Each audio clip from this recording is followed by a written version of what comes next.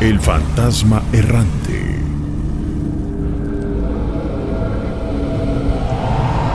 Ahora nos vamos a ir hasta Ecatepec, donde ya se encuentra Jacqueline Román para platicarnos su experiencia. Jackie, ¿cómo estás? Hola, muy bien, buenas noches. Buenas noches, qué bueno que hacemos este enlace porque tú tienes mucho que contar, ¿verdad? Uy, sí. A ver, ¿de qué se trata? Oh, pues mira, yo hace mucho tiempo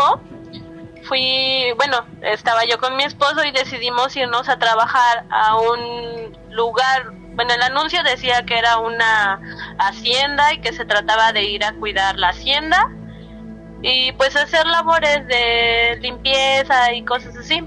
Sí. Entonces nosotros pues acudimos a la cita que nos puso pues esta persona, la cual era un doctor. Cuando nosotros llegamos ahí a la entrevista, él nos dijo que la hacienda se encontraba en Villa del Carbón. Que se trataba de que nosotros nos íbamos a quedar allá pues prácticamente a vivir y que las actividades eran de limpieza de los jardines, de los patios y del área de adentro.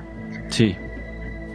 Y mi esposo se iba a encargar de un criadero que tenía el señor, que era de perros, de la raza Doberman. Entonces nosotros accedimos y nos citó el siguiente fin de semana para llevarnos a la hacienda. Nosotros empacamos y todo y íbamos muy emocionados porque pues prácticamente él iba a correr con todos los gastos y era un buen sueldo. Sí. Cuando nosotros pues llegamos ese fin de semana, nos subimos a su carro y todo, y cuando íbamos en camino pues sí nos dimos cuenta que era un lugar muy alejado. Sí es en Villa del Carbón, pero era un lugar demasiado alejado, tanto que el lugar donde nosotros llegamos, el siguiente vecino quedaba como a 15 minutos de ahí. Y el pueblo o la tienda quedaba como a media hora. Entonces cuando nosotros llegamos solamente había una persona, un trabajador, el cual cuando nos vio pues casi agarró sus cosas y se echó a correr. Pues nosotros no entendimos por qué, ¿no? Ni qué pasaba. Simplemente el señor nos dio un recorrido, nos invitó a desayunar ahí mismo y pues nosotros pues estábamos contentos por el trabajo. Cuando estábamos comiendo, llegaron unos chicos en un automóvil. Se bajaron, mi esposo se acercó y les dijo que necesitaban, y ellos decían que ellos querían entrar a ver la casa, que porque si ahí era la pagoda. Nosotros no sabíamos qué era eso de pagoda ni por qué le decían así. Entonces el señor se acercó, el señor era una persona grande, el dueño. Sí. Se acercó y les dijo, no, aquí no es nada de eso que ustedes buscan, aquí está cerrado y esta es propiedad privada. Y le aventó uno de los perros que andaban ahí pues cuidando. Entonces los chicos espantados se volvieron a subir a su carro y se fueron. Nosotros pues nos sacamos de onda, ¿no? Porque dijimos, pues ahora ¿qué fue lo malo que preguntaron? Y ya el señor dijo que simplemente él no quería intrusos en su propiedad. La dichosa hacienda era una casa que está construida alrededor de un árbol. El centro de la casa es un árbol grandísimo y pues ya viejo. La casa por dentro es toda de mármol, de piedra de mármol. Sí. Los baños, la cocina, la estancia, las recámaras, toda era de mármol. A un lado de la casa había una cisterna grandísima que no estaba cerrada, estaba así como abierta, que parecía como un lago. Sí. Y si caminabas más hacia el fondo del terreno, por así decirlo, encontrabas un salón, el cual el señor nos comentó que ese salón, cuando era pues reciente la construcción, ahí varios artistas iban y hacían sus eventos y sus fiestas. A mí lo que me sacó mucho de onda es que tenía muchas figuras extrañas, como que ángeles, gárgolas, diablos, cosas así de diferentes religiones y de diferentes cosas. Adentro del salón tenía como un sol grandísimo, de piedra, y pues sí se nos hizo raro pues ver tantas cosas. Claro. Cuando el señor dice a ver, vente, le dice a mi esposo, te voy a enseñar dónde tengo a los perros, porque pues tú vas a tener que subir y hacerte cargo de ellos. Y a mí me dice, tú quédate, por si viene otra vez alguien, le digas que esto es propiedad privada. No, pues sí. Entonces se lleva a mi esposo y me quedo yo sola ahí en la casa, y por la ventana yo alcanzo a ver que había una persona afuera, en un área así grandísima, que él decía que ahí iban a hacer unas canchas de tenis. Sí. Entonces yo veo a la persona que estaba ahí parada, salgo de la casa y le digo, buenas tardes. O sea, le grito, porque pues en realidad estaba así como en barranco. Le digo, buenas tardes, ¿a quién buscas? Esto es propiedad privada, no puedes estar aquí. Y la persona esta se voltea, y yo me le quedo viendo, pero al mismo tiempo oigo un grito del otro lado, volteo otra vez la cabeza, y cuando regreso a ver a la persona, ya no había nadie. Órale. Entonces, en ese momento no me espanté ni nada, porque dije, pues igual y fue ahí pues, cualquier persona, ¿no? Sí. Después de un rato, ya bajó mi esposo y bajó el dueño, pues hablamos de la acuerdo de las cantidades y lo que nos iba a pagar y todo esto. El señor, la condición que ponía era que nosotros no nos podíamos ir de la propiedad, y la propiedad nunca se tenía que quedar sola. Si nosotros queríamos ir a algún lado, se tenía que ir uno y el otro se tenía que quedar. O si queríamos ir a visitar a la familia, se iba uno y el otro se quedaba. Entonces sí era así como que muy raras sus condiciones, pues, cosas que él pedía, ¿no? Sí. Entonces pues ya el señor se retiró como eso de las 5 o 6 de la tarde, y para esto ya estaba oscuro en esa área. Entonces nosotros ese día ya decidimos pues no hacer nada, más bien como que acomodarnos en una de las recámaras que nos asignó el señor, y cenar y pues ya acostarnos a dormir. Pero de verdad que esa noche fue, creo que la peor noche que hemos pasado en toda la vida. Hacía un frío, pero un frío horrible. Sí. Escuchaban gritos, escuchaban como quejidos, entre que los perros escuchaban como aullaban. Yo no pude pegar el ojo en toda la noche, mi esposo también estaba como desesperado. O sea, nosotros estábamos contando las horas para que amaneciera y salir corriendo de ahí. Cuando amaneció, sí. 5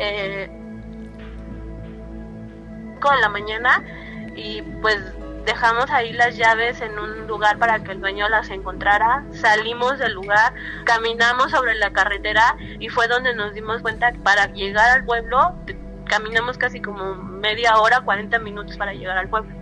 Ajá. Después de eso, pues regresamos aquí pues en ese tiempo vivíamos en la Ciudad de México, entonces llegamos a lo que era nuestro departamento y todo, y a mí me hizo mucho ruido lo que dijeron los chicos de que sí ahí era la pagoda. Entonces yo empecé a investigar en internet, y de hecho si tú lo buscas hay hasta videos, investigaciones de varios canales y todo que han ido a ese lugar a investigar, porque es un lugar donde hicieron sacrificios en esos salones que el Señor nos mostró. Ahí hacían sacrificios, y de hecho las paredes están así como embarradas, como de una, haz de cuenta como si fuera sangre pero como seca. Ajá. Así horrible, y huele horrible, así como echado a perder, como a un animal echado a perder. Y yo la verdad sí me dio mucho miedo, y después pues le hablamos al Señor, le dijimos que ya no nos íbamos a quedar ahí por ese motivo, porque Él no nos habló con la verdad. Sí. Y pues también mi esposo se sacó de onda, porque dice, es que te lo juro que yo también escuché todos los ruidos, los gritos, o sea, todo lo que se oía en la noche. Sí. Y posterior pues me quedé pensando en lo que yo vi de la persona, y le digo a mi esposo, con todo lo que hemos leído en internet y todo lo que investigamos, te aseguro que eso que yo vi no era una persona de este mundo. Claro. Eso era otra cosa. Pero el señor, ¿qué les respondió cuando ustedes le dijeron, no, ya no queremos trabajar? Simplemente dijo pues que sí, que estaba bien, que él entendía nuestras razones, y que pues ya, o sea, no se enojó, no nada, porque yo creo que ya lo había pasado anteriormente. porque de hecho te digo que cuando llegamos estaba el trabajador ahí, uno de ellos, y fue así de que ya ellos son los nuevos que se van a quedar, y pues tú ya ya te pagué lo que te... Ah, sí, gracias señor, gracias, hasta luego. Agarró sus cosas y se fue, o sea, hasta nos quedamos así como, ¿qué le pasó? Oye, Jackie, Pero no... ¿Y estaba buena ¿Cómo? la paga? ¿La paga era buena? Sí, la paga era muy buena, porque nos iba a dar, haz de cuenta, como el sueldo semanal. Ahorita ya no recuerdo la cantidad exacta, pero nos iba a dar el sueldo, nos iba a dar aparte pues los gastos de comida, de alimentación, todo lo que ocupáramos. Si necesitábamos algún material para hacer alguna reparación en la casa, él lo iba a poner sin ningún problema, y cada semana nos iba a llevar aparte despensa. Órale. Entonces sí estaba como que sí atractivo. ofrecía muchas cosas. Cuando tú veías al el señor, nosotros a la entrevista llegamos a un consultorio que él decía que él era doctor,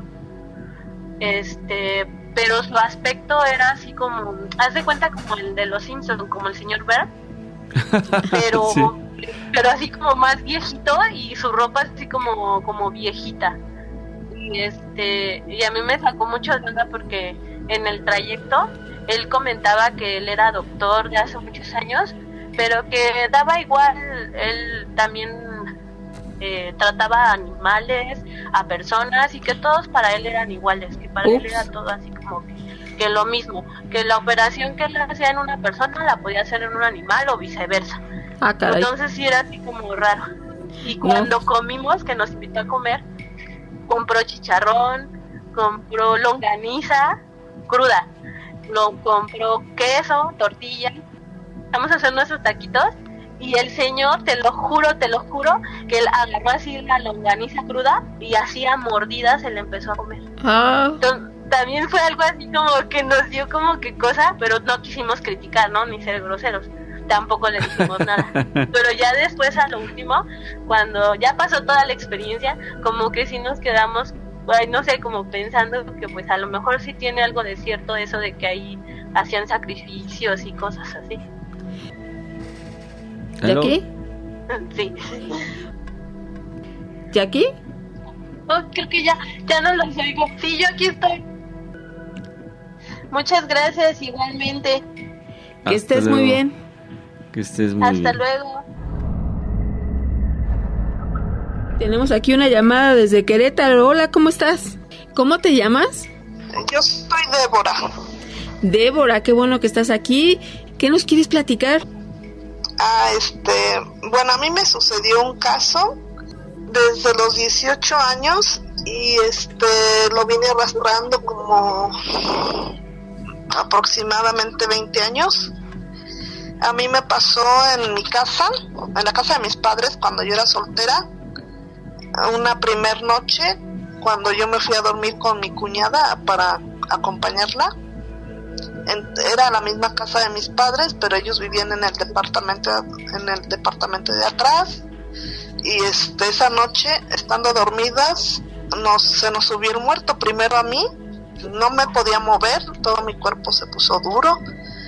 Entonces, hasta que pude moverme, desperté a mi cuñada y le dije, estábamos dormidas incluso en la misma cama. Entonces, ella se burló de mí, dijo, ay, o sea, se burló, ¿no? Dijo, es la Llorona, etcétera. Y otra vez rezamos, nos volvimos a quedar dormidas, y a ella le pasó la misma noche, como una hora después. Ella despertó llorando igual, hasta que se pudo mover. Por tercera vez esa misma noche me volvió a pasar a mí, y así estuvimos toda esa noche, 3 veces nos pasó. Yo ahí tenía 18 años, pasó como medio año y yo de ahí me fui a un internado a estudiar porque me dieron beca para Cuernavaca, Morelos. Sí. Estudié en un internado de la CTM, ahí fui a estudiar economía.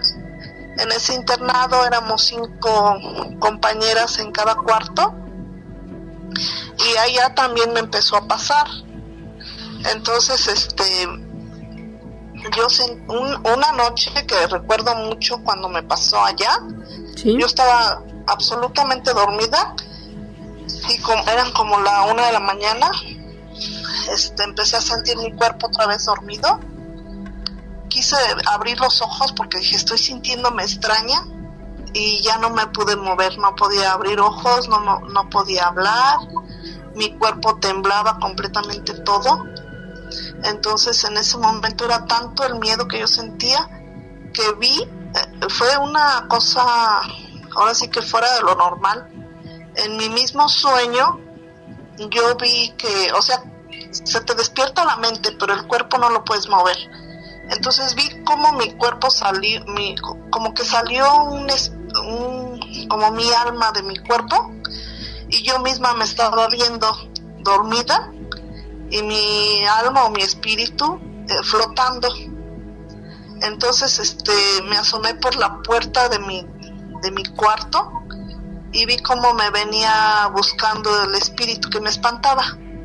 Era de una tía que falleció y dejó muchísimo dinero enterrado en su casa, que después lo desenterraron.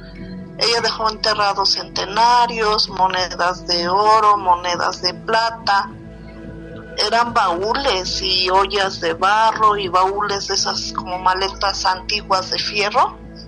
Toda su casa quedó agujerada porque sacaron todo el oro, el dinero de ahí. Pero ella penó. Ella penaba, y ella falleció en la casa de nosotros porque quedó loquita. Entonces mis papás la recogieron y pues ella falleció en ese cuarto donde a mí me empezó a espantar junto con mi cuñada, solo que a mi cuñada ya no le volvió a pasar y a mí sí me seguía, a donde quiera que yo me iba me seguía. Entonces yo vi esa noche cómo mi alma flotaba y estaba así como que atrás de la puerta y nada más se asomaba la cabeza de mi espíritu, de mi alma, y vi cómo venía ella cuarto por cuarto buscándome. Su mano alzaba la cortina de cada cuarto, traspasaba su mano el vidrio, todo eso lo observé yo. Entonces su mano de ella traspasaba el vidrio y me iba buscando cuarto por cuarto, como era un internado. Ella me fue buscando. Cuando ya se acercaba al cuarto mío, faltando 2 cuartos para llegar al mío, mi alma dijo, o sea, ella misma, mi alma habló y dijo, ahí viene, y mi alma se mete a mi cuerpo. Así sentí yo como que se mete algo en un saco, así de repente como que me eché un clavado a mi mismo cuerpo y me dio trabajo así como que acomodarme, como si me estuviera poniendo un suéter. Entonces cuando se mete otra vez mi alma a mi cuerpo, empiezo a temblar mucho y veo como el espíritu de mi tía se mete. Y yo sentía un miedo horrible, como si estuviera dentro de un cementerio, pero ese miedo nunca lo he sentido más que esas veces que el cuerpo de mi tía, el muerto, se te sube. Y sin poder abrir los ojos, yo sentía ese miedo horrible. Bueno, entonces, mi cuerpo se metió, mi tía se paró cerca de mí, su espíritu, y era tanto el miedo que yo sentía que empecé a temblar, no podía gritar, le quería gritar a mi compañera que estaba al otro lado de mí, eran 5 compañeras en un cuarto, la que estaba justo al lado de mí no le pude gritar ni nada, del miedo que me dio quedé desmayada en la cama. Al otro día despertábamos a las 6 de la mañana porque nos ponían 1 hora el agua y teníamos que bañarnos todas en 10 minutos o 15. Teníamos nuestro tiempo contado cada quien. Entonces ese día amanecí y me senté en la cama recordando lo que había sentido en la noche. Dije, me volvió a espantar en la noche que me subió el muerto, o sea, que era mi tía. Entonces mi compañera de al lado también estaba acabándose de salir del baño y ya seguía yo. Y me dice, ¿qué crees, Débora? Le digo, ¿qué pasó? Dice, en la noche vi a tu tía. Digo, ¿cómo? Y ellas ya sabían porque seguido me pasaba, pero esa vez fue algo muy raro porque yo vi como mi espíritu se salió de mi cuerpo, nunca me había pasado eso. Entonces ella me dijo, yo todavía no le contaba nada, yo seguía sentada en mi cama y ella se estaba secando con la toalla y seguía yo para meterme a bañarme, y me dice, fíjate que yo vi cómo abrieron la puerta en la noche, estaba yo dormida y sintió, no vio, corrigiendo. Entonces sentí como alguien iba a entrar y estaba moviendo la manecilla y en eso quise despertar porque dije, ¿quién se va a meter a nuestro cuarto? Como era un internado de hombres y de mujeres, pero los hombres estaban en la planta baja y nosotros en la planta alta. Sí. Entonces ella, dentro de su sueño, le dio miedo. Dijo, ¿quién va a entrar? Y quiso abrir los ojos y ya no pudo abrirlos. No se pudo mover, no me pudo gritar. Dice, yo te quería gritar y no podía, Débora. Dice, sentí un miedo horrendo. O sea, ella tenía 2 colchones, a ella le tocaron 2 colchones y a mí sí me tocó cama con base de madera. Y a ella nada más le habían tocado 2 colchones. Okay. Entonces, si te sentabas en la esquina de sus 2 colchones, reparaba el colchón de arriba, se movía. Sí. Entonces dice, ella se sentó en la esquina de mi colchón, dice, ¿qué crees? Digo, ¿qué pasó? Yo así, muy espantada. Digo, ¿qué pasó? Dice, me tumbó, me caí de mi cama, dice, y al caerme, observé sus pies llenos de lodo, observé parte de su bata, dice, y ya no quise alzar más la vista, dice. Yo lo que hice fue aventarme a mi cama otra vez y taparme de pies a cabeza con las cobijas, dice, y en eso me oriné del miedo. Órale. Porque yo ya estaba despierta cuando la vi, cuando en el momento que caí de la cama, dice, yo ya en ese momento desperté, dice, cuando me tumbó ella de la cama. Dice, lo que hice fue taparme, rezar, abajo de mis cobijas, dice, pero yo me oriné y en eso me quedé desmayada. Digo, ¿qué crees, Nina? Le dije, yo vi lo mismo que tú. Le dije, yo la vi completa, o sea, su cabello largo, sus pies enlodados, descalza.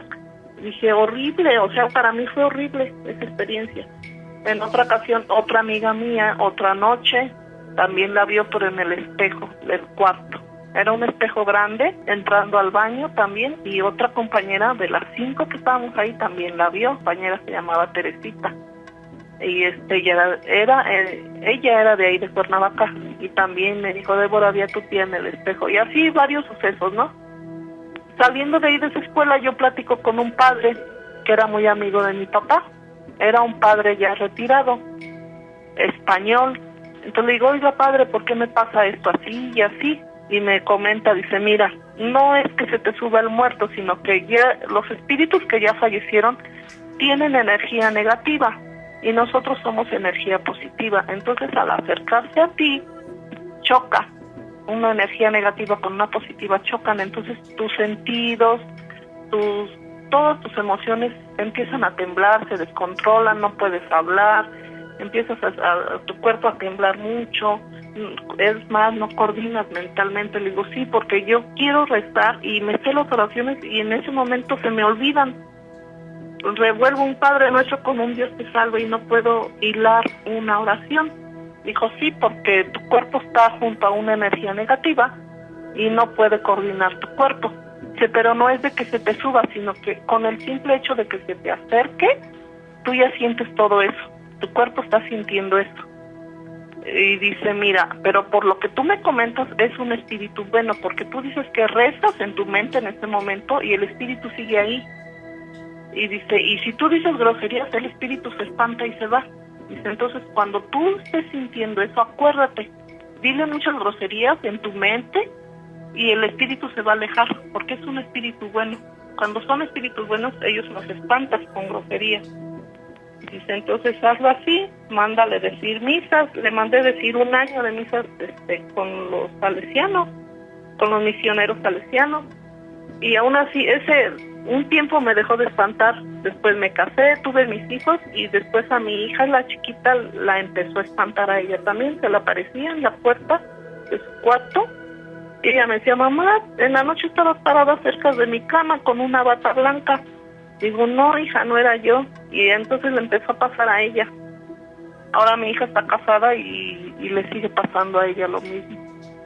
Ve a una mujer vestida de blanco. Y era exactamente una bata blanca. Entonces, pues, con las mismas características. ¿Mande?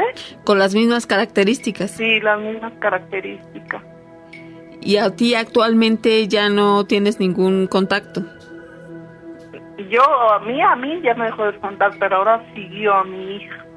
Y cuando estaba ella chiquita aquí conmigo, aquí la espantaba. Pero ahora, a donde quiera que te vayas, Ahora ella tiene su casa nueva, mi hija, y allá la sigue. Allá la espanta.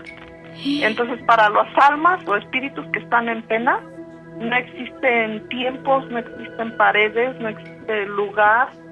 O sea, si te cambias de ciudad hasta el infinito, hasta allá te siguen. Sí, claro. Pero fíjate Ajá. cómo te dejó a ti y entonces continuó con tu hija. No importando ya que no estuviera en esa casa. Ujú.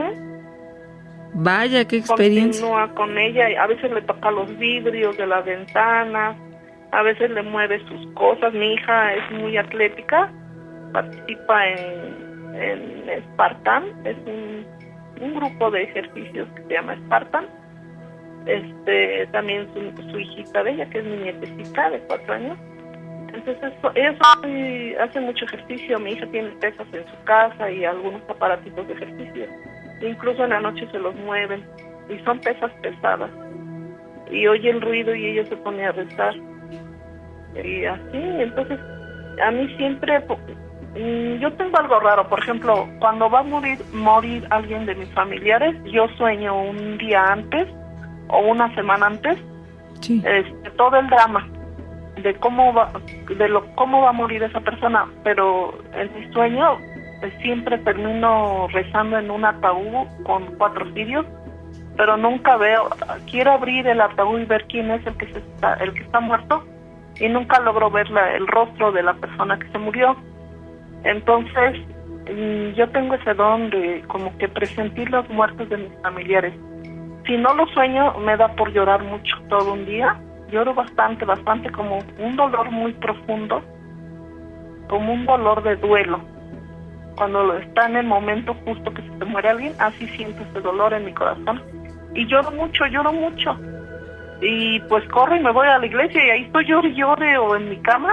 Y justo al otro día me avisan que se murió un familiar o mi papá o mi hermana. Así, en las muertes de ellos yo tuve el sueño premonitorio, pero nunca vi quién era el que iba a morir. Es una condición difícil porque no sabes quién es la persona que va a fallecer. Esto a muchas personas les altera y desearían no tenerlo, pero en tu caso, ¿lo tomas con mayor tranquilidad? Pues son sueños que tengo, veo todo el drama, pero no sé quién muere. Y después, cuando muere mi familiar, al otro día puede ser, o 3 días después, o una semana después, no más. Entonces, pues ya, cuando sucede, digo, ¿y cómo pasó o qué? Y ya me cuentan cómo, y digo, fue lo que yo soñé. Fíjate. Eso es. Uh-huh. Qué condición tan... O un accidente, por ejemplo, un día un hermano mío se accidentó en la autopista de México, estando yo allá en el internado de Cuernavaca. Él venía de México, él estudió veterinaria en la UNAM. Vivíamos en Pedro Escobedo, aquí cerca de Querétaro. Y yo estaba allá en el internado. Tenía en ese entonces 20 años yo, llevaba 2 años ahí en el internado, estudié economía. Entonces un día me siento tan triste, así mi corazón tan triste, que me salgo a caminar y llegué al río, que estaba cerca del internado. Estaba como a 1 hora el río. Me fui caminando con mis tenis, mis zapatos. Llego al río y me acosté en una piedrota grande. Eran piedras grandes, como del tamaño de una mesa. Y me acosté ahí y me puse a llorar no sé, viendo el cielo.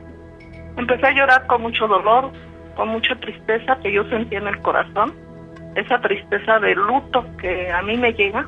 Uh-huh. Y me desahogué llorando en ese río. Se oía el río, el sonido del agua, de los pájaros, de todo. Era una tranquilidad tan inmensa que yo busqué ese lugar para llorar y desahogar mi dolor.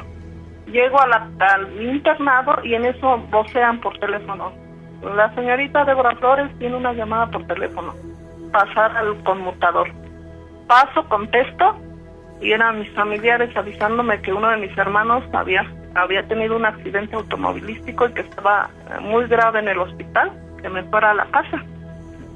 En ese momento pido permiso, aviso que me voy a ir, porque era un internado de tiempo completo. Sí. Entonces nada más nos daban los domingos para descansar, y pues yo en un día no podía ir y venir a de Querétaro a Cuernavaca. En ese entonces, pues, no había el transporte directo que hay ahora, que hay de Querétaro a Cuernavaca, no había ese transporte, era transbordar de México a Querétaro y de Querétaro a Pedro Escobedo. Sí. Entonces me voy y mi hermano había tenido lo aventó un tráiler, él traía un bocho, venía de México, de la UNAM, a la casa, lo avienta un tráiler y sale de la carretera disparado, se quiebra las dos piernas, quedó con sus dos piernas quebradas.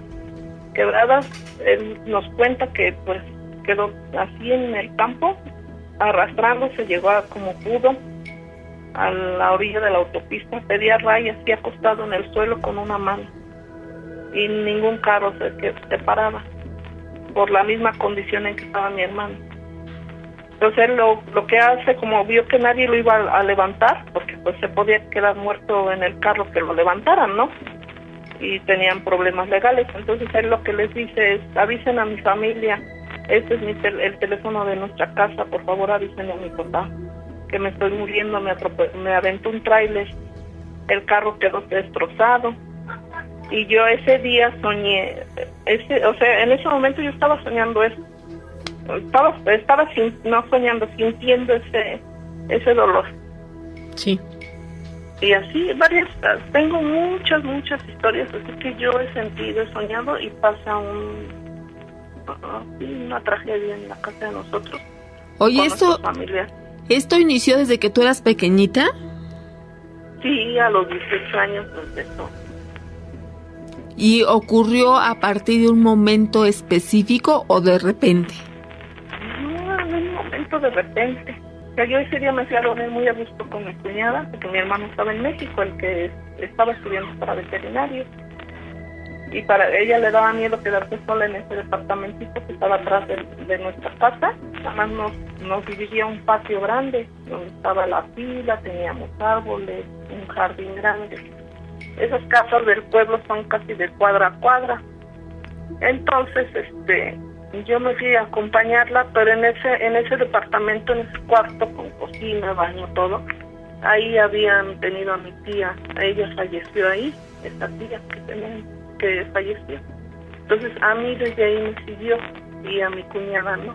Mira, pues vaya, Débora, que sí has tenido bastantes experiencias. Muchísimas. Que nos has platicado y que pues ya se quedaron aquí como testimonio en la emisión, y te pedimos que próximamente nos sigas contando más de lo que ha sucedido. De todo esto que he vivido tengo muchas cosas que contar, y ha sido increíble, y que a lo mejor algunos no me las van a creer, pero yo he vivido varias cosas raras y cosas así que son increíbles.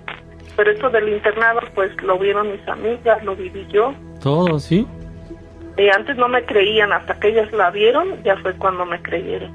Vaya, pues sí, que has vivido muchísimo, Débora, y gracias por haberte reportado, y aquí te vamos a seguir esperando. Sí, gracias, muy amable, buenas noches a todos, y les agradezco su atención. Hasta que estés luego. Muy bien. Sí, gracias, buenas noches. Buenas noches, Débora. Nacho, pues, ¿qué te parece que nos vamos con otra experiencia? Ya tenemos aquí en la línea a Giovanni Toledo. ¿Cómo estás, Giovanni? Hola, ¿qué tal? ¿Cómo están? Buenas noches. Buenas noches. Fíjate, contigo la llamada se escucha limpiecita. Limpiecita, y estás a miles de kilómetros de nosotros en Shanghái, y resulta que las llamadas que las tenemos aquí de la Ciudad de México tenemos problemas, pero bueno, qué bueno que estás con nosotros, nos da muchísimo gusto que te reportes y que también nos quieras platicar incluso de la leyenda de La Llorona también, ¿verdad? Sí, bueno, de antemano les agradezco a todo el auditorio, Gina, Nacho, por haberme llamado. Al contrario. Me he enterado de varias cosas que han, de varias maneras que la gente de aquí hace para poder contrarrestar toda esa parte de la parte sobrenatural, la parte mística. Retomando el tema de La Llorona, cuando yo era pequeño, mi mamá me comentó que yo vivía por la parte de Iztacalco, cerca del río Churubusco. Me decía ella que de repente escuchó lamentos y pues, se trataba justamente de la Llorona. Me dice ella que colocó unas tijeras en mi frente, y con eso pues a los pocos minutos desapareció el sonido. Tiempo después, casi unos 20 años después, yo la pude escuchar en casa de mi abuela, y la escuché y logré ver una silueta que pasaba justamente frente a mí, frente a mi primo. No se escuchaba el típico, como dicen ahí mis hijos, solamente yo escuché ahí. Dicen que cuando se escucha cerca es porque está muy lejos, y cuando está lejos se escucha es porque está cerca. Eso es lo que puedo contar de la parte de la Llorona. De la parte de China, sí. Es un país que, como el nuestro, creen mucho ellos en la parte de los demonios, en la parte de sobrenatural. Y lo que me he percatado es que en todos los edificios que hay en China siempre existe una especie de dragón. No sé si es un dragón o cómo se le llame a esto, pero ellos lo hacen justamente para poder espantar toda la parte de los demonios. Y todos los jardines que hay, de hecho, en China, no son de manera recta, sino son de manera en zigzag, porque ellos creen que si caminan, bueno, más bien los demonios no pueden caminar de manera zigzag. Entonces, por eso de esa manera hacen ellos esa parte. También lo que ellos creen es que en uno de los programas anteriores decía el maestro Soham que si incineran el cuerpo, pues se libera de manera más rápida. Ellos también tienen esa cultura de incinerar el cuerpo y se libera de manera más rápida. Ellos creen mucho en la parte de la reencarnación, en la parte de después de la vida después de la muerte, que va muy enfocada a la parte de la cultura también budista, de la cultura para que puedas tener un descanso, pues, ¿cómo decirlo? Puedes tener un descanso, pues, sin problemas. También ellos creen en otros programas que escuché, en la parte del coco, también ellos creen mucho en esa parte, para poder pues forzar un poco a los niños a que puedan comer. Pero lo más impresionante de todo es que en todos los lugares que yo he visitado, tanto en Hong Kong, Taiwán, en diferentes partes de China, siempre tienen ellos un dragón que es como una parte talismán, para poder espantar a los espíritus. Es una cultura que creen mucho ellos en esta parte de los demonios. Entonces es un como talismán para poder proteger de las malas vibras. Los colores también tienen mucho que ver. La parte del rojo es la buena suerte, la parte de los números, el número 13, el número 14 están totalmente prohibidos en toda la parte de los elevadores, en los vuelos de avión de las líneas de China. Los números, incluso aquí en China uno paga por el número de teléfono. Si mientras más números 8 tengas, pues más buena suerte obtendrás. ¿8? Si tienes números 4, es mala suerte. Entonces, yo estoy totalmente impresionado pues del misticismo que se maneja aquí. No hay números 14, no hay 13, ni en calles, ni en elevadores. Pues básicamente eso. Otra cosa que también me he dado cuenta es que hay un sitio que le llaman el Park Square. Es un sitio donde antes de los 30 años las mujeres tienen que casarse para que no para que no tengan mala suerte en todo a lo largo de su vida. Los papás ofrecen pues de esta manera, hacen un cartón tipo publicidad y ofrecen a las mujeres chinas para poder encontrarles a ellos un novio. No es como en México, que regularmente las mujeres hoy en día deciden con quién casarse, sino aquí todavía existe esa cultura de poder pues de que los papás eligen a las parejas. Tiene mucho que ver, manejan ellos mucho la parte de la numerología. Entonces estoy totalmente impresionado de eso, porque ya había escuchado de eso, pero pues es totalmente diferente vivirlo a que lo escuche. Y pudiera parecer que es de otra época, pero nos dice que allá todavía se ocupa que los papás deciden que las jóvenes puedan contraer matrimonio con algún chico en especial. Esto con la finalidad, Giovanni, de que no pasen de los 30 años para que de esta manera no les traiga la mala suerte. Sí, de hecho, yo me enteré de eso justamente la semana pasada, viendo unos videos en YouTube de otras personas que ya habían venido para acá. Fui yo a visitar ese lugar, pero me di cuenta justamente de eso, que ellos tienen esa regla antes de los 30 años. Desafortunadamente obligan a las mujeres a casarse. No es mayoría, pero sí es algo común que se hace. Otra cosa que también estaba incluso recordando es la parte que les comentaba yo a ustedes de la numerología, que tiene mucho que ver ellos con quién te casas, en qué año naces, qué número de celular es el que traes, qué matrícula de coche es el que traes. Toda esa parte va muy enfocado al número de la parte de la buena suerte, el número, como decía, el número 3, el número 4. El número 3 es mala suerte, el número 4 es el número de la muerte, el número 8 es la parte de la buena suerte. Y también algo que me quedé muy impresionado es que he ido a varios templos en Shanghai, en Hong Kong. Nosotros en México, pues, en nuestro Dios, pues, la mayoría de la gente se puede decir que es o cristiana o católica o mormona. Son como las religiones que se me vienen a la mente. Pero aquí en Shanghai, justamente, pues, practican varias religiones. La parte budista, la parte toaitista, no sé cómo se puede pronunciar bien. Pero lo que me quedé muy impresionado es que afuera de un templo que yo visité, me quedé impresionado porque había 12, se puede decir que son dioses, pero estos dioses pues no tenían los rasgos de una persona, sino, bueno, tenían los rasgos de una persona del cuello hacia abajo, y de la parte de la cabeza eran diferentes cabezas de animales, eran toros, eran cochinos, eran monos, o sea, los tres, cada uno de ellos tenían pues una cabeza de animal totalmente diferente. Entonces voy a tratar de investigar cuál es el significado de eso, pero me quedé totalmente impresionado porque pues la cultura es totalmente diferente y realmente es eso. O sea, cuando tú conoces a una persona, las primeras preguntas que te hacen es ¿cuándo naciste? Y con eso ellos pueden inferir si eres una persona que les puede traer prosperidad o mala suerte.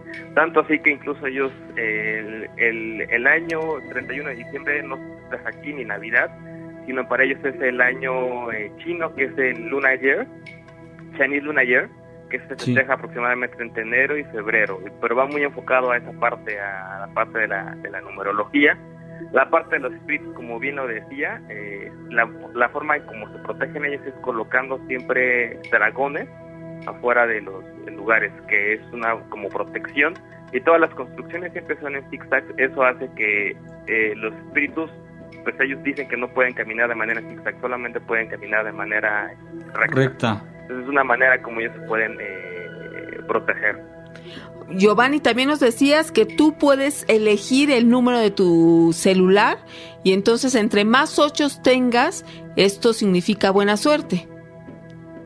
Sí, incluso pues los números que tienen, los números de celular que tienen 3 o 4, pues son los más baratos. Se habla aproximadamente casi de pagar $1,000 por elegir un número de celular con los números 8. Y como lo decía yo todos los edificios que pues visitado, las aerolíneas tanto de China, de Taiwán, de Hong Kong, que Hong Kong y China pues no son China, pero son parte de China todavía. No tienen el número 13 ni el número 14 en los asientos ni en los elevadores, y las placas igual no tienen por lo regular siempre ves en las calles placas con varios números menos 3 y no el 4. Mira, Giovanni, aquí Ceci Blue te pregunta, entonces, ¿qué hacen con los que no tienen suerte con estos números? Que supongo que hay personas que ya no les alcanza alguna numeración que tenga 8 y entonces ya no les llaman o ¿qué hacen? No, la mayoría de los números que tienen, o sea, la mayoría de los números de celular que tienen 3 o 4 es algo muy curioso. Son números que se les venden a personas turistas. Son números que se les venden a personas que no son pues de la cultura china. Que el turista también puede elegir si quiere un número con 3 o de un número con 1, 2, 3 o 4 o 5, 8, o que no tiene ningún inconveniente. Por ejemplo, en mi caso, mi número celular no tiene ningún 8, tiene 3 y 4. Entonces, una de mis compañeras me dijo, no te preocupes, pues solamente es una superstición. Pero aunque ellos digan que es una superstición, realmente es la mayoría de todos los contactos que tengo de China, casi ni uno tiene número. O podría yo atreverme que ninguno de los teléfonos que yo he pues recibido por parte de personas que he conocido aquí no tienen ni 3 y 4. Mi número de celular sí tienen 4 y 2 3 al parecer. Creo que ningún 8. Pero por lo regular esos números siempre se ofrecen a personas que son de turistas. Son números, se puede decir que son reciclables. Cuando ya pues dejas de vivir en China, te da de baja el número y la persona que llega nuevamente lo vuelve a ofrecer. Algo que incluso, bueno, no voy a demorar mucho tiempo, algo que también me di cuenta es que en uno de sus programas ustedes hablaban del lago Pyramid Lake, ¿sí? Que habla del iPad. Ajá. Ellos igual también creen en esa parte. La mayoría de la gente que vive en China